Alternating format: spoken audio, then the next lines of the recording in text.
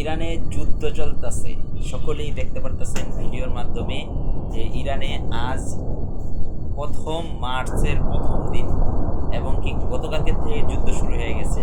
আজকে যুদ্ধ শুরু হয়ে গেছে মার্কিন যুক্তরাষ্ট্রের সাথে।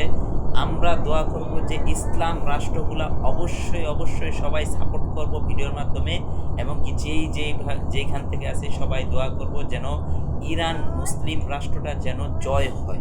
এবং ইরানের প্রেসিডেন্ট মারা গিয়েছে, অনেকে লেগেছে, অনেকে বলছে যে মারা যায়নি, এখনো আহত আছে। এটা নির্ধারিত সঠিক আমরা জানি না, তার জন্য আমরা দোয়া করব যেন ইরান যেন বিশ্বর মানচিত্রে এমনভাবে একটা রাষ্ট্র হয়ে ওঠে যেন সারা মুসলিম রাষ্ট্রকে জয় সবাই বলতে পারে। জয় এবং পরাজয় এটা তো বলা যায় না, আল্লাহ তাআলার হাতে আমরা দোয়া করব যেন জয় হয় এই রাষ্ট্রটা, এবং মার্কিন যুক্তরাষ্ট্রকে এমনভাবে যেন বুঝিয়ে দেয় যেন মুসলমানদেরকে হিন্দু ইহুদি নাসারা সবাই দেখে যেন ডরায়, ভয় পায়।